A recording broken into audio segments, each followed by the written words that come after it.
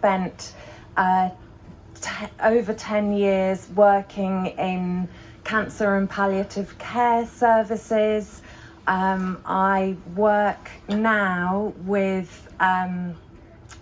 in staff support, so working with doctors, nurses, other allied health professionals in palliative care services, also in hospice care and in some cancer charities.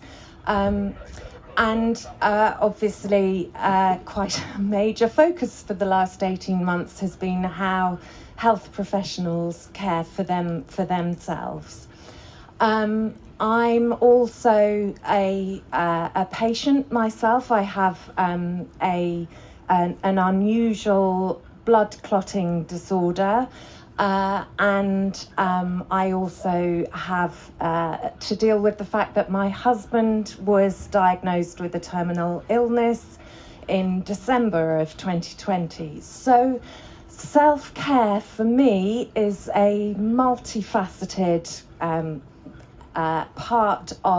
integral part of life. It is it's about making sure that I am physically and mentally well enough to continue to function, to look after myself, my family, to continue to work, to spend time with my friends, to enjoy life, and also to bring kind of compassion to myself in those moments when things don't go well. And there are plenty of those too. Thank you. Thank you, Frances. And so Radhika. For me, I think, does this work? Yeah. For me, self-care and looking after myself has changed so much in my life. Like in my 20s, I think it was kind of an afterthought. I'd be like, oh God, yeah, and I should probably go for a run or something, and maybe eat some more vegetables. And then now I'm kind of in my early 30s, and also just with everything changing around me in the world and just my awareness, it's so different. It's become my number one priority. It's more important than my job. It's more important even than my friends and my family, because I can't be a good friend and a good daughter and a good sister unless I'm taking care of myself. So it's now basically my number one priority in my life.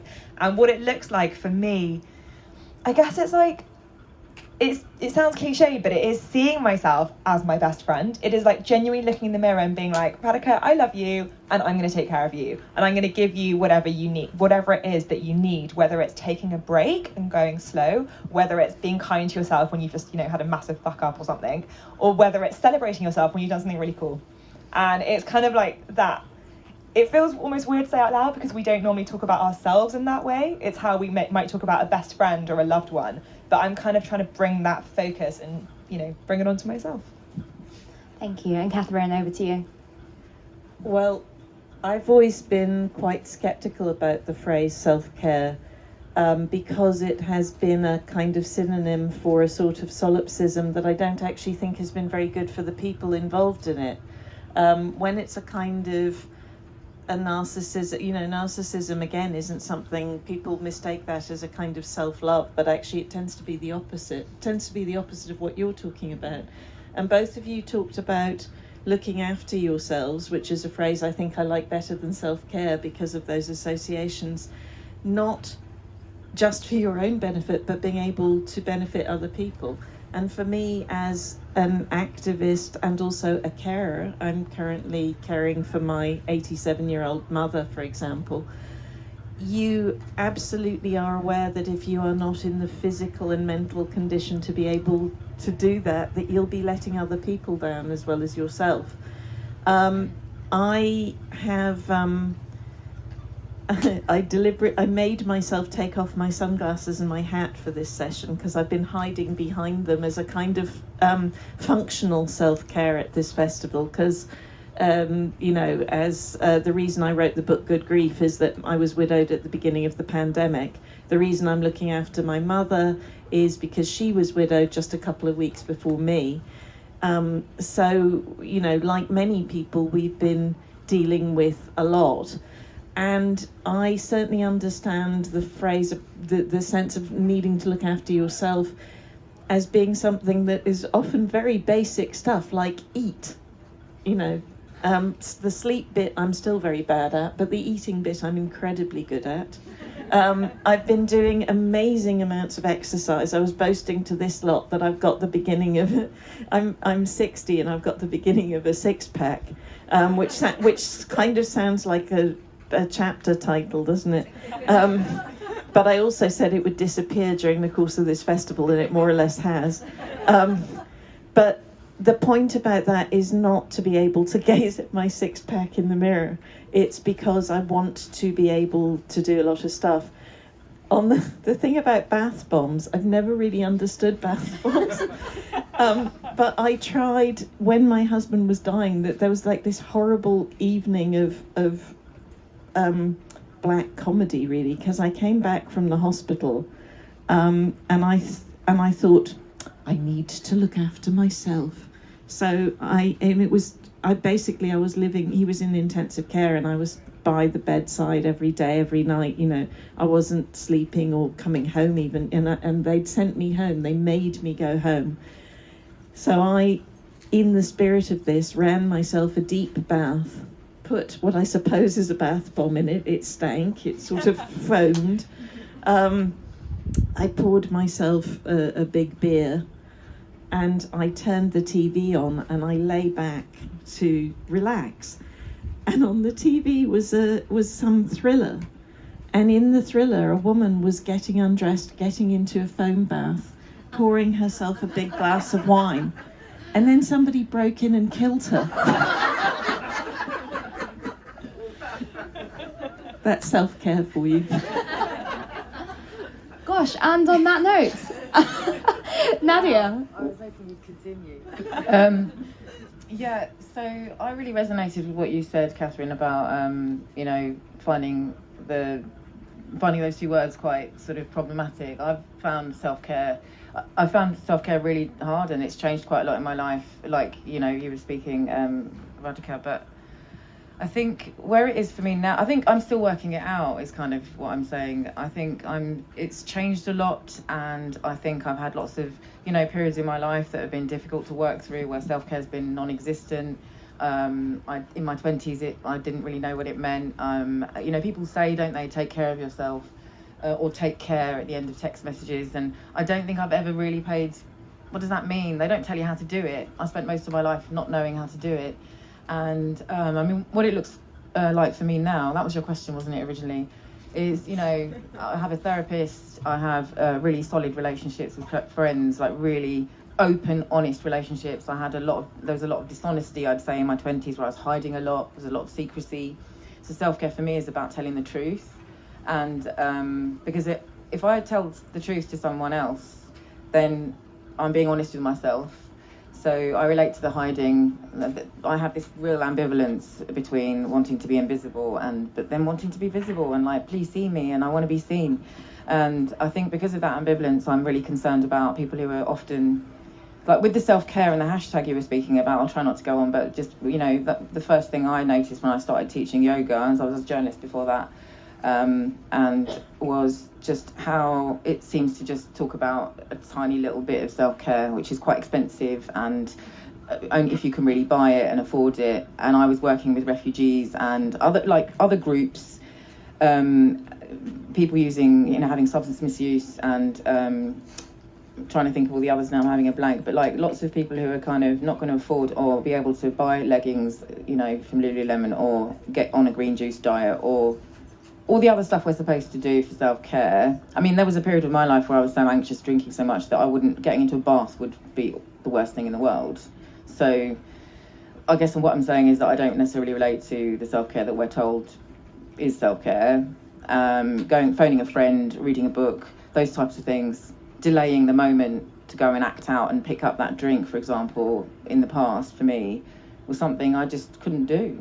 So I think self-care is about, self-care is about kind of what I'm doing now. And I think it's really a new thing for me, recently, meaning last couple of years, seeing the therapist, but also really coming in tune with myself. And I'm really into that in my teaching people stuff, using yoga to teach people to align with themselves and like get in tune with themselves. So they're not just listening to me and doing it because I said, they're doing it because it feels good, or they found their own way, because I think that's what's working for me right now, finding my own way, because I spent a lot of years chasing different ways, trying to do it the right way, failing, finding another stick to beat myself because I was failing, and then realizing now that, you know, self-care is just something, it changes, you make it up as you go along. And if somebody dies, like you know, I had a period, you know, bereavement is needs a different type of self-care. So all these different things in life need, I'm going to stop talking.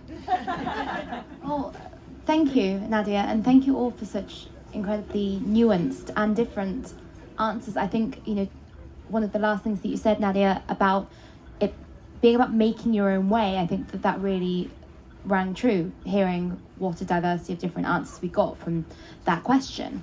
Now, of course, I didn't know this for a very long time, but I was having a conversation with a friend who's a nurse a few months ago, and she was telling me that actually self-care in a medical sphere is used basically to form an inpatient's paperwork. It's basically what a patient can do in hospital to look after themselves, from washing themselves to administering their own medication.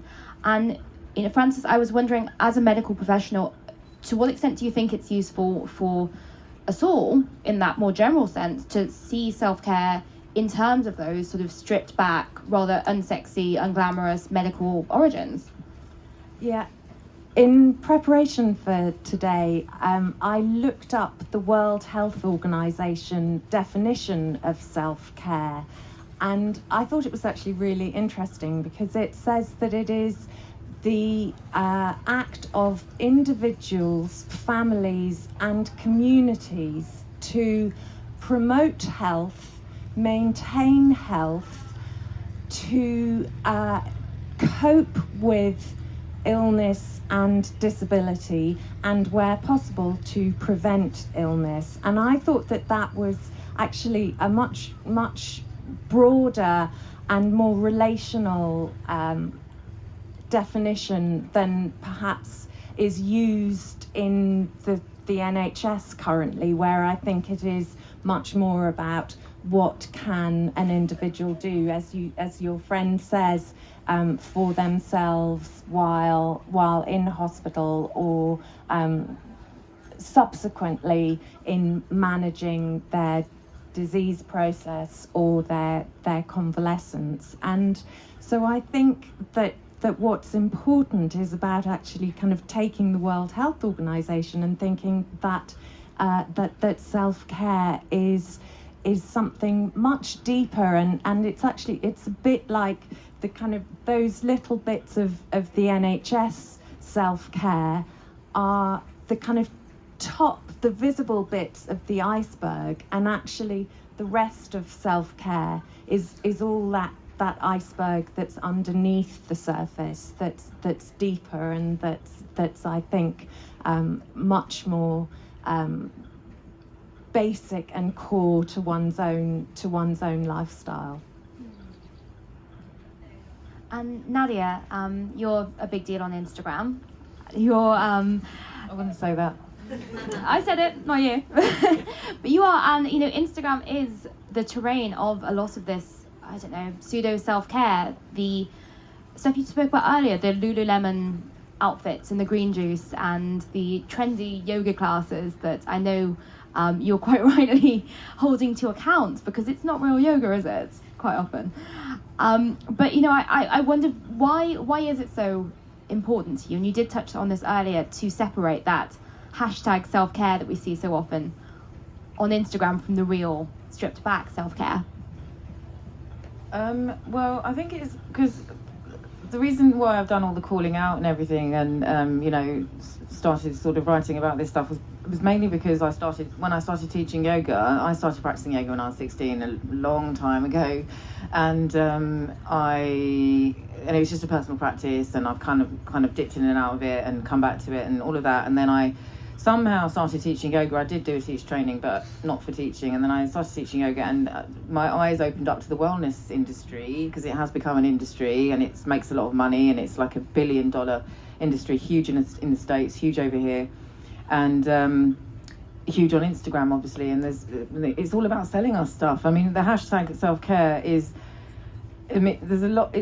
I'm blaming it on capitalism again, but it's true. Like it's selling us stuff, and it's also speaking to. It's expensive, all the stuff that they're trying to sell us. And the people, I was teaching in leisure centres, and I was teaching in boutique, posh studios as well, and seeing that, you know, there's a lack of diversity with age, with body shape, with, you know, it's just one type of person coming to classes. And then I got interested in just teaching groups who weren't there. So I went out to look for them, and I started teaching refugees and asylum seekers, and again, like the substance misuse, like in a drugs clinic, women fleeing domestic violence, you know, because I just thought if the yoga isn't speaking to, they can't come to yoga, then I'll bring the yoga to you type of thing, you know, because why shouldn't they have that? These practices, I don't know about all of them, but, you know, yoga is, a friend of mine does Tai Chi, and that's actually a bit more diverse. So why is it with yoga? You know, I mean, I'm still working out my answer to that question. I don't know what the magic thing is with yoga. I think it's because yoga makes people feel good. And so when I first started, it cost me £5 in the petty cash tin. Did the class, went home. It's inflation, it's gone up. It's like 16 to 20 quid now. What's going on? So we should separate, because yoga is free. It just needs you to practice it. You don't need all this kit and everything. And so yeah, does that answer? I hope so. Can I give a little sidebar to this on yoga, just to ask whether you've seen there's some extraordinary in-depth sort of journalistic investigations into the links between certain kinds of yoga practice and movements on the west coast of America and the far right and the anti-vaxxer movement. Oh, wow. And it's really, really. So there is, I think what you're picking up on is something, it's not just about capitalism, it's a particular form of capitalism, a particular form of politics that has infiltrated some parts of it, and that it's open for various reasons to do with sort of some good things to begin with, some ideas of openness to other ideas, but that the dissidence is going in the wrong direction there, Yeah. and the mercantile end of it, the money making thing. Yeah, I think there's no doubt, like, you know, yoga came, I mean, it came from South Asia, and it's, you know, there's no doubt they wanted it to spread, and it's on the one hand, it's really great that there's loads of people that want to do it and are benefiting from it, but then there's loads of people who aren't, and, you know, it's sort of, and then there's all this capitalism, and it's kind of sort of going against what the ethics of what the practice was about. There's a huge philosophy attached to the practice that nobody ever talks about. There's a big obsession on the postures, and there's a big obsession on, you know, and they look nice and they make us feel good, and then it stops there. But I'm really interested in why self-care should be for everyone, you know. Yeah, and that's, you know, communities like yours, they are based around bringing self-care to everyone, and again, being able to bring that practice back to your alone time and being able to look after yourself when no one else is around. And Radhika, that's something that you became very familiar with during lockdown, when you spent what you describe in a Telegraph article as one of the best birthdays you've ever had, your 30th birthday, completely alone at the beginning of lockdown. So tell me a little bit more about that and what it taught you about self-care. So I was really dreading spending my 30th alone. It was in April 2020, so like the peak of lockdown, and I live alone, and it was when you weren't even allowed a bubble. Like, you were just very alone if you lived alone. And I guess I've always kind of struggled a little bit with being really alone. I'm quite an extrovert, and just that idea of not being able to see anybody is really hard for me. And so lockdown was just the most extreme thing ever, and the birthday was kind of, you know, the pinnacle. Like, I had this lovely weekend planned in Margate with my girlfriends to like get an Airbnb and like eat delicious food, and then suddenly I was just in my flat alone. And it was really hard, but as I wrote, it ended up being so lovely, because I just kind of stripped everything back, and I've realised in the past I've done so many things for others. Like, even if I'm having a birthday party, or even if I'm just like having a little dinner or just a little thing, I'm always thinking about how, you know, like, how is everyone else finding this, or like, how is this being perceived? And actually, I just did whatever I wanted on this day. Like, I wore like a rainbow coloured sequin dress because I was like, why not? Like, it's just me. I may as well like have fun in an outfit that I feel good in. I ordered myself a massive cake from my favourite cake shop. I ordered myself like a delicious dinner. I drank champagne. I gave it to my neighbours, and we had like socially distant champagne. They kind of toasted me, and it was just okay. I'm going like on and on about this a lot, but I guess the thing that I really learned was I can be okay on my own, and actually it's quite nice. Like once I kind of sit in it enough, like, because for me, I start to be alone and I'm like, oh God, anxiety, insecurity is like, and then I just want to reach out and like distract myself and get on my phone or eat something or just not be present. What lockdown, and particularly that day, did was teach me that if you get past that wall and you continue sitting in it, it can be like everything just gets quiet and nice. It just becomes kind of peaceful, and you can just actually enjoy being on your own. I think that's kind of the big thing that I've learned about self-care, which is, we were talking earlier about how it's so personal and individual, and I've basically learned just to check in with myself. Like, I always know what's right for me. I just don't often ask myself. I'll just do what I think I should do, or what someone told me to, or what like the latest thing is, or anything. But if I actually like take a moment and go quiet, I know what I need. Like, whether it is a night out with my friends, like drinking alcohol, or whether it's, you know, going for an early morning run, I know what I need. And I think lockdown and my birthday kind of really taught me that. Oh, Radhika, you are a woman after my own heart, because I always talk about being alone and absolutely owning it. And I think in that rainbow-coloured sparkly dress, which if anyone hasn't looked up this Telegraph article, honestly, for the dress alone, it's yeah, you really owned that 30th birthday there. I think we've all had very, very different experiences over the past 18 months, and Catherine, yours was very complicated in the sense that you were both caring for your mother, who was widowed 2 weeks before you, and also caring for yourself, having gone through the same experience. Now, how did you find that balance between caring for your mother and caring for yourself, and was that a difficult thing to navigate? I think I'd lie if I said I had found that balance, but you know, well, it depends how you see it. I'm here, and I'm fine, and I'm functional. It's one of the things about grief, you know, and you said about needing a different kind of self-care for grief, is it changes not just every day, but every minute, every hour. So the idea that you would actually find a balance and keep it is already something I'd kind of like to dispel. But what you do is you each minute of each day of each hour you make it work.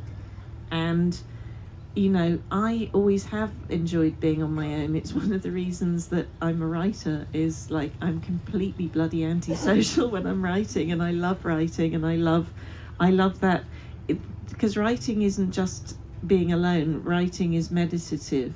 Writing is going into yourself and not even knowing where you are anymore, and it's the most liberating feeling in the world when it's going well.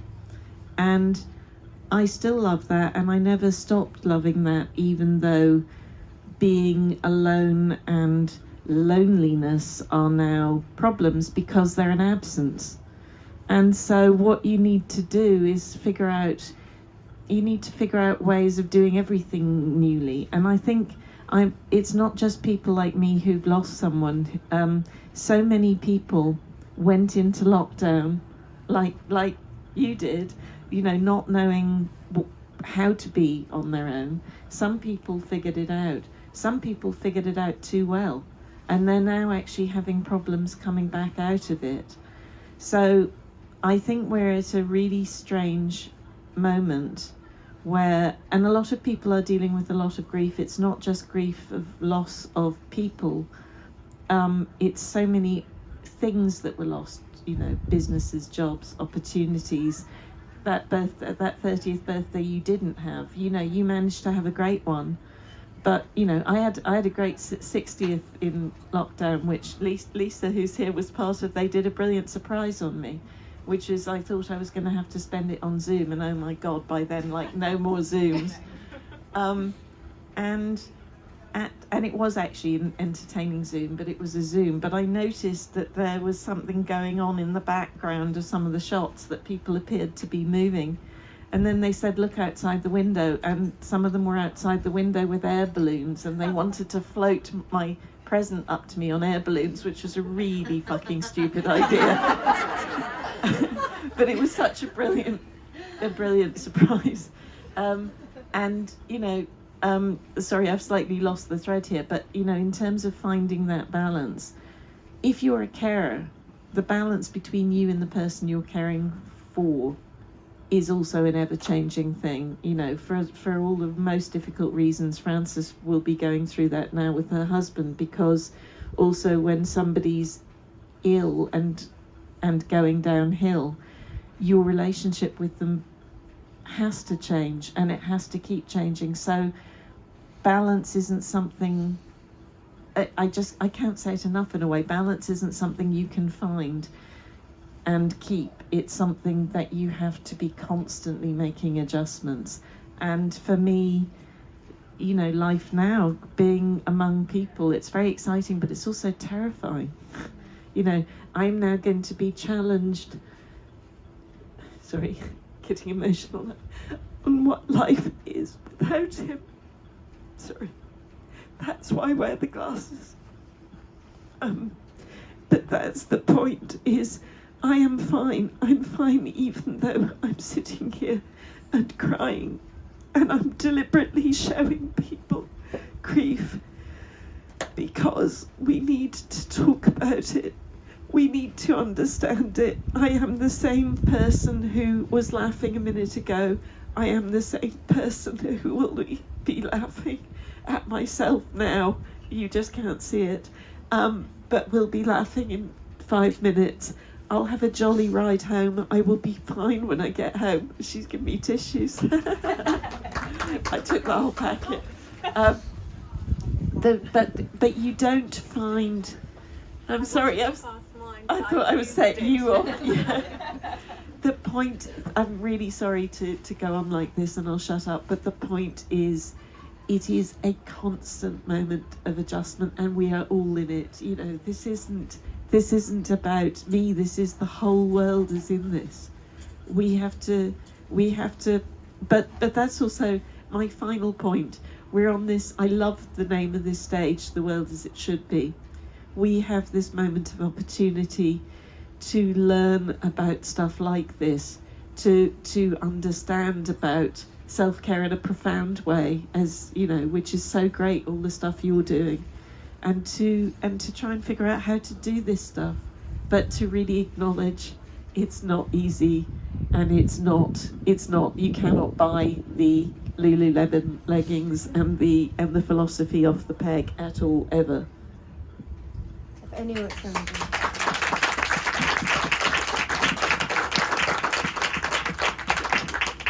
Catherine, thank you so much for sharing that, and I think that you're going to be helping so many people out in the audience as well who've experienced anything similar, and I'm so sorry for what you've had to go through, and the self-care that, you know, it's so hard to come back to that. I think that it's not just something that varies person to person, it's a value that you have to come back to at points during your life, which can be, you know, in sometimes can be a bath bomb, and sometimes can be so much harder, and you know, we wish it could be as simple as a very, very overpriced pair of leggings. Frances, your book, How to Feel Better, it discusses practical ways to improve physical and mental health in the wake of injury and illness. For you, what are the overriding non-negotiable practices that people can do daily or at least regularly in order to help? Because, you know, as we say, it does evolve at different stages in your life and for different people, but are there some common ones you'd recommend for everyone? Yes, there are.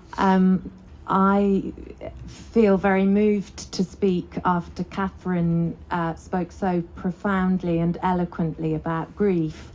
But I'm going to bring it back to 5 a day, alongside the 5 a day of your fruit and veg. I think that there are actually some really simple, basic self-care approaches and techniques that can be used, not, as you say, Francesca, not necessarily every day, but regularly. And the acronym for the 5 a day is GREAT. But I think importantly it starts with G, and that stands for giving. And I think it's really important in self-care to think that it is about, as we've all talked, it's actually about doing things for others, connecting with others, supporting others, finding ways to do things for others. So that's the first thing that I think is really important. Self-care is not selfish care. Secondly, the R, I think, is relaxation, and that is not the bath bomb, though it can be. But I think there's something really, really important, which is actually learning a technique for managing nerves, managing anxiety, which is simply to make your out breath longer than your in breath. And so you can do it. I am, in fact, doing it right here, right now. If you just make your out breath longer than your in breath, you feel your shoulders dropping, you feel yourself relaxing, and I think that is something really important to bring to whatever you're doing, and whenever you have that moment of thinking, I need to be a bit kind to myself. The A stands for E, sorry, can't spell. The E, maybe this is important, I forgot, is exercise. And I do think exercise, both perhaps sort of quite strenuous exercise for releasing real moments of tension, but also just, I do wear a Fitbit. I do try and get my 10,000 steps in a day. I think it's part of one's physical well-being, and I think it's important. Now the A, which is stands for awareness, and I think that the other panelists were talking about how important it is actually just to check in with oneself and to notice what you're feeling, and also A for acceptance, to accept it, to not feel you're not doing self-care right, to not think you're getting into a mess, you're getting into a muddle, just to notice and name and accept and be aware of what you're feeling. And then the T is about sort of trying things out, testing things out, trying something new. So I think, if that is the expensive leggings, which I can assure you I will never be wearing, but it's much more about those simple things of thinking, can I add a new ingredient into a recipe that I want to cook for myself, or can I try a new route on my walk and just go somewhere different, or anything like that, but just trying things out, trying something new, and that kind of that allowing that process of learning and enjoying the intellectual, the spiritual, the finding out what nourishes you in ways more than just the physical. Well, thank you, Frances. That was great, actually. And instant self-care. I love that breathing technique. So making the out breath longer than the in breath. That's what you say. Yeah, the out breath longer than the in breath. I have to have regular blood tests, and I'm now very used to them, and they don't bother me at all. But I just wish that health professionals were taught, instead of being told, just relax, actually just say to someone, talk them through, take a breath in, 1, 2, hold it, 3, 4, and then breathe out, 1, 2, 3, 4, 5. I mean, it is as simple as that, and it would help with everything. It's great. It's instant. instant free self-care. Yeah. Catherine, you wrote a very touching email to me just before when we were planning this panel, and you told me how going through grief had actually driven you not so much to introspection, but more towards your activism. Yeah. Could you tell me a little bit more about that? Well, it's the G of giving. It's basically, you know, any emotion turned inwards is going to be an unhelpful emotion, basically. I think, you know, people sometimes get themselves quite tangled up in what people's motivations are when they're activists. You know, you're doing it for the glory. Well, you've never been on Twitter. But there's something about, even when in the very early days of after Andy died, when I was really, I mean, I was also mad. One of the things, the link, the idea of grief as a form of madness is not overdone. It's only in retrospect that you realise how mad some of the things you've done have been. And one of the things that I did that was quite mad was, because it was the start of lockdown, and because I was full of love, because, you know, that's also what grief is love with nowhere to go. I thought it was a really good idea to set up yet another organisation. So I decided to I do have a large following on Twitter, so I started organising people into making deliveries to people who were self-isolating. And I sort of went from, in a few days, I went from sort of doing a few of these to sort of spending hours every day kind of matching people up with, it's terrible, no safeguarding or anything. I mean, it was like the worst idea. But it seemed really logical at the time. But much more than that, I think, I can see, and I'm sorry to draw attention to her, but Mandu Reid is sitting over there, who's the leader of the Women's Equality Party. And Mandu and I had a really interesting conversation about grief and activism around the time of George Floyd's murder. Because, you know, that's the thing, it's not just the individual grief of the way that I suffered it, it's that we have had all this public grief. We have had, again, all this emotion with nowhere to go, or if it's going to go somewhere, it's going to go somewhere bad. And, woo. Funnily enough, I think that's the group self-esteem. I think self-esteem is now interfering with looking after number one. But you know, Mandu talked to me about the grief that she was feeling and the need, and how hard it was for her as an activist to like feel that grief very personally. I'm sorry to paraphrase you because you were so bloody eloquent about this, but to feel it so personally and yet to need to turn it outwards. But if you didn't turn it outwards, then that's going to, you know, it's an emotion that goes nowhere. It's an emotion that has no purpose. So for me, you know, we try and make the world a better place because we love people. And, you know, it's easiest to personalise that in the people that we know. It's quite hard to love people abstractly.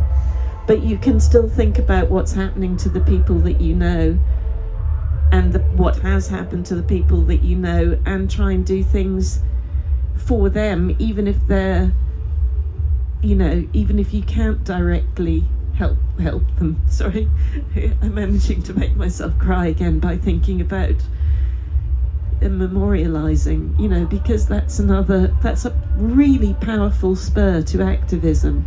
But it's also, you know, I've finished the album my husband was working on, and I brought that out because I was able to finish something for him, you know, and I think these things are all very closely related, and I do. So in a way, you can say that that's a selfish form of self-care, if in being active and in finishing things, you're also making yourself feel better. But to be honest, I don't care if the motives are mixed there, because the outcome is good and it's necessary. And in the case of something like Black Lives Matters, you know, it has saved other lives. I I just wanted to add something, if I can, if this is working, which was just that I love what you said, because it just really reminds me of something I did, which is, again, I guess the G of giving, which really came out of basically one of my loneliest moments, just really kind of going through a very lonely phase, maybe in my late 20s at one point. I decided I needed to volunteer, because I'd heard exactly what you're saying, like, this is gonna help me. And again, it was really selfish. I was like, I just feel really rubbish, I need to feel better, let me go help someone else. I started visiting one particularly elderly lady through Age UK, like a scheme they run. And in the end, it led to me painting her nails, and then painting the nails of, like, just basically all old women in North London who worked in this Age UK centre, who came to this Age UK centre. And it was just the weirdest but, like, most lovely time of my life, and it only stopped because of COVID. So for once a week I would just go and paint their nails, and they would tell me they loved it because no one ever touched them anymore in, like, a non-practical way. They didn't get any self-care in, like, you know, the way we're talking about it now. And so they loved it, and we just would have really fun chats, and they would just tell me how bad my dating choices were. And I would just have so much fun speaking to just, you know, amazing women who had all these incredible stories I never would have heard otherwise. And it was just such a lovely thing that happened. And I'm just so grateful for it, because, you know, again, it started for selfish reasons, but it just led to, like, a really lovely thing. So yeah, just wanted to share that. I think from, you know, both the things that you've said, it seems like we need a new word for selfish, because I don't think anyone would define what you're both describing as selfish at all. There was I think it must be on YouTube somewhere, there was once an incredibly funny interview with Sarah, no longer Duchess of York, but whatever she was called at that point, and one of her daughters talking about why they'd gone to Turkey to help the poor women in Turkey. That was the very definition of selfish activism. I just recommend you look it up. It's actually hilarious. So that's everyone's post-event Googling. Now, I did promise that there'd be time for questions. So if anyone has any questions for one of the panelists, I believe we have a roving mic situation. Yes, our wonderful roving mic. So yeah, if anyone would like to ask a question, maybe put a hand out. Can you hear me? Ooh. Festival going on. Hello. Hello. Oh, that's loud. Okay. A lot of you have a very strong digital presence, so I'm wondering how you manage your kind of digital well-being. If that's too much of a kind of a, you know, you are people. You're present. You're online. You're on you're on a lot of the time. How do you deal with the emotional drain and those sorts of things? How do you introduce self-care and limits when it comes to that kind